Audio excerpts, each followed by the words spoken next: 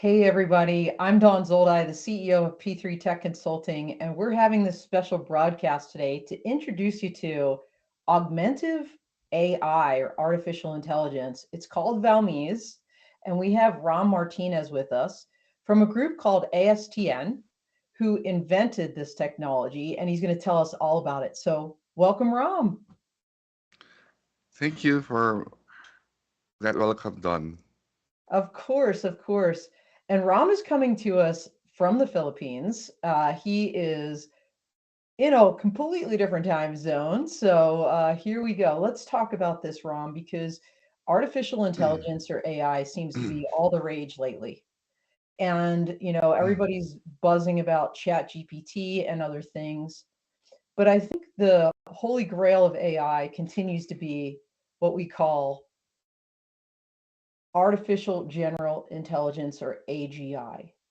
Can you tell That's us a right. little bit? Yeah, can you tell us a little bit about that? Most of the kinds of AI that we see now is narrow form of AI, only focuses on certain parts of intelligence. So we are able to automate some of those things, but not completely. There's still missing parts for us to completely reach even the simplest forms of AGI. So in order for us to reach that, there are several things that need to be solved first. So, what are the missing pieces, if you will, to get to this level of AGI? Primarily a basic level of consciousness, because these systems, these contemporary systems may display intelligence, but that kind of those kinds of intelligence are not true.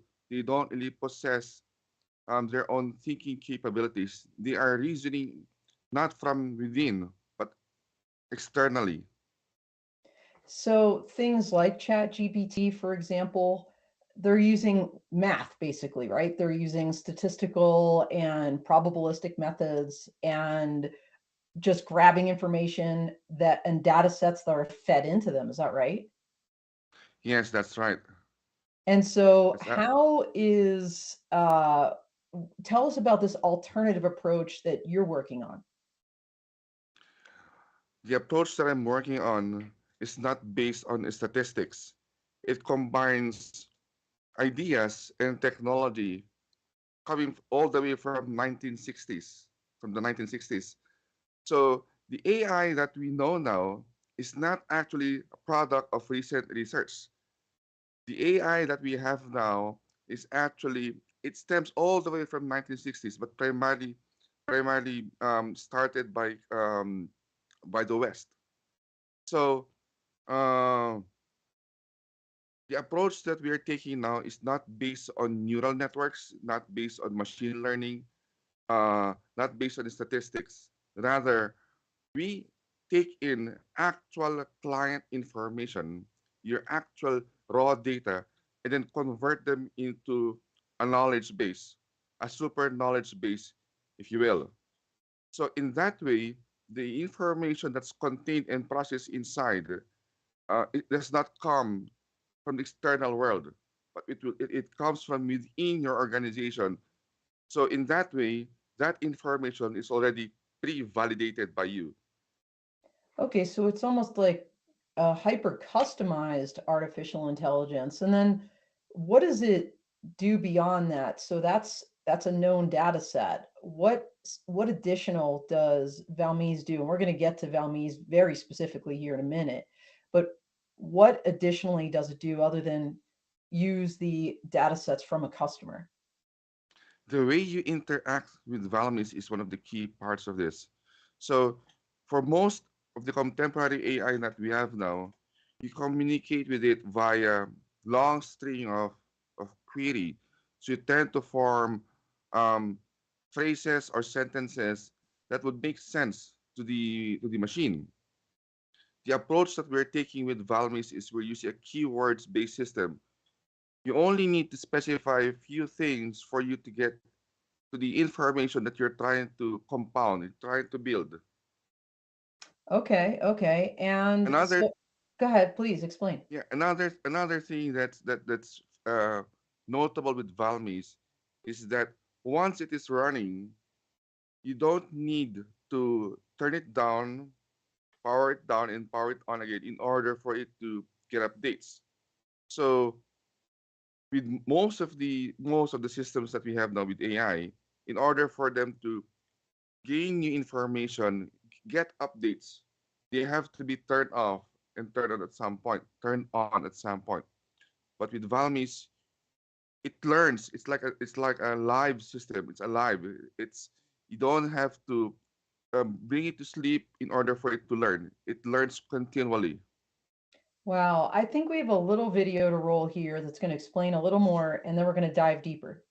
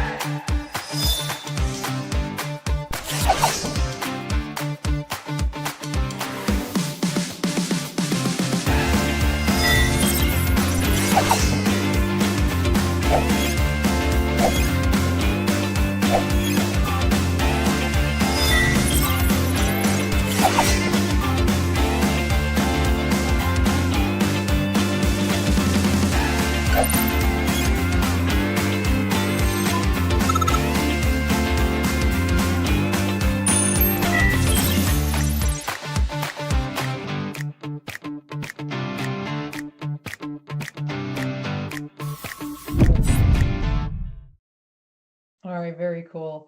Valmiz is like a beehive that sends out the worker bees and does all kinds of things. But I want to be clear with everybody out there that doesn't really understand AI. Explain to them precisely what augmentive AI does. It's actually a new term that we invented to distinguish the kind of AI that we are building. So there's a lot of fear that's surrounding the AI hype now. Jobs are being replaced by machines. Um, a lot of layoffs are happening because of um, people being replaced by software. With augmentive AI, we focus on making people do their work faster, think better, and have an overall higher throughput by giving them capabilities much like exoskeletons. So we put the human at the center of the processes while enhancing their capabilities with AI. So Valmiz is the compilation of several things, right? You have, I'll call them agents, that are components of a larger system. Can you kind of break down for us what those agents are? Surely. So we have here Vera, Vela, Vega, and Savior. So all of them work together to form Valmis. So Veda is the core AI system that binds everyone together. It's the main reasoning engine. Vera is the one that's responsible for tracking changes across your data sets. Vela is the one that searches your network, your intranet, or the internet for information for compilation. Compilation. Veda is the agent that's involved with storage, making sure that when Valmis turns off in the event of a power interruption, Vega will be able to turn things back on seamlessly. And then Savior is the human to machine interface. He is the one responsible for bridging the gap between humans and machines. It's the ones going to receive commands and communicate back to you, much like the assistants that we have now, only that in a smarter way that it pulls together all the other four agents with him. All right, got it. And so, unlike some of these other AIs that we're seeing out there right now that are almost like next word predictors, if you will, this is a holistic system that actually and dynamically updates, continues running, and searches out information based on keywords that the humans give it. Is that a good summary for what this does? Yes, that's right. And the emphasis is also on accuracy and precision. So each agent is its own expert. Wow, that's incredible. And the system comes as one. So, how give us some examples of market use cases, if you will. I know you all did a deep study into this, and at least over 50 different industries that could benefit from this kind of technology. Can you walk us through a couple examples? Hmm. So in no particular order. So we have here um, military use case, defense. So with defense, you cannot afford to have a system that makes a wrong guess based on this on statistical approaches. So it has to use its own data, its own military your own military data to process in turn rather than guessing what to do next. So that's critical for operations. So another is for pharmaceuticals and healthcare.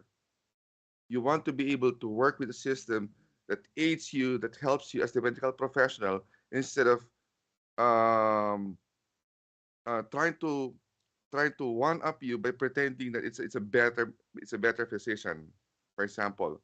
So you cannot replace humans in those two areas already. Another thing that we've been working on for the past years is election security. So um, it has election security hasn't really seen comprehensive use of AI to handle verification and validation. But that's one of our strong suits. That's one of the strong suits of Valmiz, since it uses data that's contained inside, free from contamination. It makes better. It can reason better and give you more accurate results. It's like hiring 1,000 experts to work on a task, but those experts have their qualifications already. So that makes it so powerful. So, and you and I talked about this, Rom. I have a lot of fans out there in the drone and advanced air mobility and aviation world. Could this apply there too? Yes, yes, that's a good question. So you mentioned earlier this contemporary AI systems. Now, my research showed that these systems are prone to hallucinating. Yes, we've seen that. Some crazy answers come out. That, in fact, I think recently there was a case where literally lawyers put in some things and the AI made up case law, like names. I mean, completely fake. Yes, completely fake. And let's not forget the case wherein the drone operator was attacked Yes. by. So so if you rely on statistics, for example, the statistical approach, say most of the time it works. Most of the time it works, it's fine. But when you're dealing with weapon system, most of the time it's not enough. It has to be all the time. Yeah. Yes, so you cannot afford sending your own missiles to your own base. Right. So the approach that we're taking is that the data that you have for say for the drone, the data it has collected will be processed by itself. It's like adding a new brain to the drone, or to the entire to the entire UAS. So in along with your existing systems, you add like a Lego block to enhance your capabilities. You can leave your existing systems as they are without disruptions, and then you can insert Valmiz there to improve your processes. You can use Valmiz as a standalone system, or you can use it like an additional module that's going to make things faster. So you can deploy it on the headquarters or on the drone itself. So that's how extensive it is. So it frees us. It frees us from the liability that uh, it's imagining targets where they're not there. Also, another good thing here with Valmis is that you can you can use a specific agent to perform a task. You don't need to you don't need to use the entire Valmis system to to operate it. For example, you only need, say, Veda for your systems because the other parts are already present in your pipeline. That's fine too. So it's a block of modules by itself, but then each block can also be removed and used and operated separately. So Xavier's like the user interface, if you will, and so you can plug and play things like I can say, "Hey, here's a couple keywords. I want you to search the internet for this information," or you can say, "Hey, here's my couple keywords. I want you to search our internal Mhm. database for any similar cases." As an example, I'm a lawyer. Any similar cases we've seen in the past, and it'll pull those. Or you can Yes, combine and say, "Give me all of it." yeah, absolutely. Oh, So it has that compounding capability, but that compounding is very we have to be very careful of that. We have to compound by making sure that the information sources that we're pulling from is actually existent. They have to exist, like with the example that you mentioned earlier with the the case law where they uh made it up. yes, yeah. So we don't do that. So you have to pull from existing cases, then you can compile them together, analyze them together, and give you the results that you're looking for. Yeah, you gave a great example on the military side, and I was just curious, like how would Valmiz prevent what we heard before, and there's been some dispute about this. I think there was the Air Force retracted, oh yeah, that never really happened, but let's just assume it did, right? So they're doing some exercise and the AI decides, the humans getting in my way, I'm gonna take out the headquarters that's operating me. How does Valmiz like prevent something like Okay, that's a good question that? Yeah, because it's an important yeah, one, right? it's a very important one, and that has been my emphasis for the past more than 20 years of research into these things. We want the human at the center of everything. The human is still the operator because there's something that these machines don't have.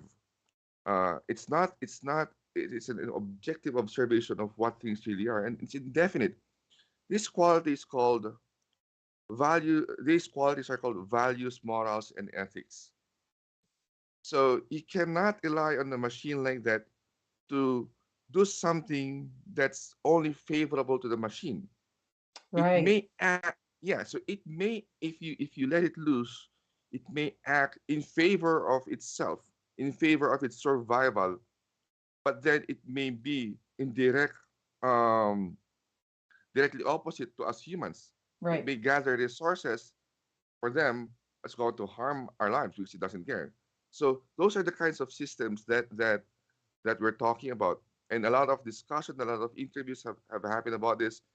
And also experts in this field. Uh, it sounds so tempting to say that the Terminator scene is here, Skynet is here. It's so tempting to give that kind of forecast in the near future. However, it's not helpful for everyone because AI has been here much longer than people thought. Automation via software has been here for a long time. And for example, let me just insert this. The anti-lock brake system on your car Yep. is a form of AI. So it's a miniaturized form of AI, but most people don't know that it's controlled by a microchip with very smart algorithms. Right. So it's not connected to the internet. Um, uh, it's offline, but it's there. Right. So going back to your question, the kinds of AI systems that we've built is focused on putting the operator, the human at the center, while his capabilities are augmented, amplified by the AI systems that he uses. As I think about this, Ram, we talk about the military use case on the commercial side for drones. They're using them quite a bit for, let's just hypothetically say, inspections. Just say it's a Mhm. pipeline. And I'm not aware right now of any system that there's certainly data collection, there's certainly analytics on the back end to look at that pipe and look over time how it changed. What I'm not aware of is gathering information from other similar inspections from that company to compare and contrast, which I think Valmiz could do. uh, or also to compare, to an entire network for a company. Like, let's just pick Chevron or BP, some really big conglomerate that has pipelines all over the place, and maybe there's, a systemic issue with a particular part, that if you're only looking at one pipe at a time, you'd have to really connect those dots yourself, and the human would have to be exposed to all of those different inspections, for whatever reason, to be able to maybe spot that issue. But with Valmiz, you could do that, right? Like, run a check and say, okay, we're seeing this widget here is broken. Scan the whole system and see in all the inspections for the last 5 years, hypothetically, we have these similar widget issues across the yeah, entire there are two. enterprise. Yeah, there are two layers to that. So the first layer is aggregating and combining all the sources of information together. Let's just say 2 decades worth of information, of raw data. We call them now data sets. Right, Uh, the way we've been doing it is we get people to analyze these things manually. So they look at these tables, compare, contrast them. So it can easily take a month of work to right, find these things. So with Valmis, setting aside the part where it can automate handling all this information, gathering them, it's able to pinpoint and make cross references and network, create a comprehensive, sophisticated network of all those data sets wherein every part, every node is connected to each other. So then if you're looking for information for a specific thing, you can get um, uh, you can get results starting now from this specific point in time, and then branching out to parts that you didn't know were there. Because if you're going to do it manually, going back and forth through these data sets, through these files, is time consuming. Usually we do it linearly, file one, file two, file three. But right, then with Valmis, it does so in a very it's like a tree within a tree, so to speak. The second layer concerns with time. So usually when we're looking at something, we're only looking at how it is presented to us at that specific time. We have no idea of its previous value. So with Valmis, all the previous incarnations of something are completely captured. So when you're looking at, for example, an item called, say, Chihuahua, you can say it's Chihuahua now, but then you can go back in time and inspect it that actually in 1995 it's that value was actually Labrador. Ah, okay. Is that Vera then that does this, the kind of the comparison? Yeah, so Valmiz does that, but specifically the one that does that is Veda. Vera, on the other hand, is the one that allows us to communicate with the system via keywords. So Got it's it. Vera is yeah, Vera is the one that's responsible in the one that you said earlier. You ask the system via bits of information, bits of keywords. It's the one that's going to bring them together and give you the result that you're looking for. Okay, what happens if two agents, for example, receive conflicting data? Like, how does Valmiz resolve something like that? Ah, good question. Uh, they don't. They have very specific tasks. They have thick walls between them. There's no overlap of functionality. I just discovered now that it has been there from the start. So the when information gets passed on to an agent, it operates in its own universe.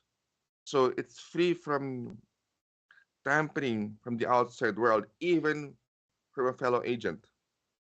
Oh, wow. Okay. That's, I mean, Yeah. I guess So that yeah, gets, just yeah, that gets to that point of why I wouldn't attack, for example, a home base or something like that, or get or hallucinate.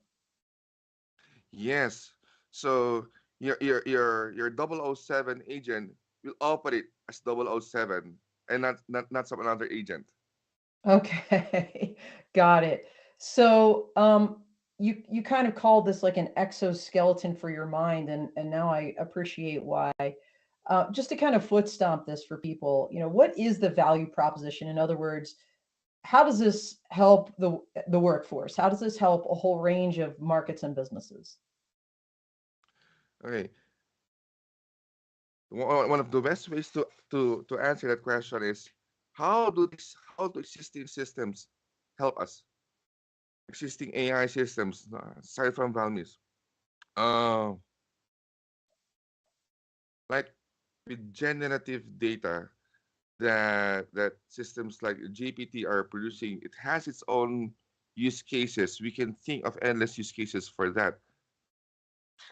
You want to have a new essay, you want to have a new poem, nice looking nice looking cat wearing a helmet riding a horse on a veil.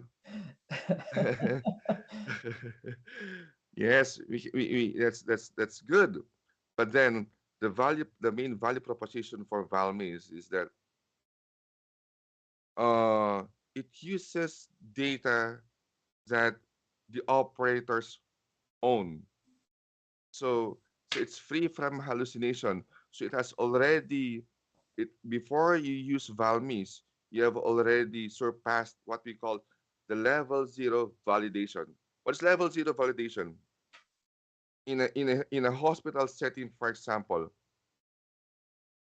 the doctors and the medical directors and the nurses there know what's right for them. So they know what kinds of um, care, medication, um, and drugs that they have to administer inside. They use inside the processes. So they are the ones who have they have what we call the authoritative information on what an AI system should use. So imagine a system like another system that you pull in without without knowledge of your internal processes. Hmm. So it may guess most of the time correct because it has already used the public data from major hospitals, Okay. publicly available data sets. It works, but then what about for those things that are specific to a certain institution? So that's the key thing there. Okay. So, I mean, as I'm listening to this, getting my brain around this, uh, it sounds like it's better than what we're seeing out there right now because it's providing the customer with an army of expert agents at their fingertips that prevents hallucinations. It empowers them to use their internal or external or both information. And it's also modular, so you can build it to your task and integrate it with other systems. Is that That's about right. right? So That's right. you mentioned this deployment, kind of like the user interface. There's kind of an API interface and otherwise. So you don't have to be a coder, but you could be a coder and get Mhm. additional value. So can you explain like how it will be deployed? Okay. There are primarily two ways to use Valmiz. One is the contemporary app, the desktop app you can use on your usual machine or your mobile devices. And you interact with it directly. It connects to your Valmis deployment in your system. Another one is if you want to use Valmis of a less interactive way, but more from the pipeline approach. So you insert it as part of your pipeline. So it has input, it processes the input, and then it produces output depending on how you want the output to come out. So for the web API, you can connect to it, you can ask it, you can query it through several mechanisms, and then you get the result. And then the result can then be processed however you want to. Okay, so that sounds pretty flexible. And as I'm any as I'm thinking about this too, Ram, I know uh the military, at least in the United States, and I know you're working globally, right? But my experience is with the US military. Their focus is on modular open systems approach. Is it fair to say that Valmiz can be integrated with other systems as well? Yes, that's right. Okay, that's critical. And I imagine so many other, not just US military, but on the commercial side, as well as on the global military side, people are looking for systems that can integrate with existing systems or enhance their current systems instead of having to do something completely new. Yes, that's right. All right, so Ram, where do you see this going in the future? I'm seeing more agents that are going to be created. Um, More tighter integration with um, more use cases, better way to reason. So ultimately, the goal of Valmis is to act as your unbiased assistant, act as your personal companion on a personal level. Um, yeah, that's about it. Okay, excellent. So, where are we kind of with regards to availability? In other words, if I want to get Valmiz tomorrow, can I? And if not, how soon will this be available to consumers and to the defense community? So we're planning to showcase capabilities of Valmis um, last quarter of this year. So we're going to be attending an expo in Las Vegas in, I think that's in September, and then we also have a demo for AI Asia Expo in the Philippines in October. All right, so that Vegas one, I think I might know which one you're talking about, but I want to be sure. Will we be seeing you at the commercial UAV Expo in Las Vegas? Yes, that's right. Oh, exciting. So everybody, I know so many of you out there watching this will be going there. Make sure you're finding Ram and his teammates. Talk a little bit about Valmiz, and what is happening with that. So really exciting. So can't wait to see you in person. That's amazing. So how else can, in the meantime, Ram, how can people learn a little bit more about Valmiz? You can go to the website valmiz.com. That's VALMIZ.com. All right, very good. Before we close out, anything else you want to add for our audience? Hello to everyone, and thank you for watching and listening to us. All right, very good. Well, we're going to keep an eye out, and I'm excited to see how this progresses. Thank you. Thank you so much. Everybody, we are out here.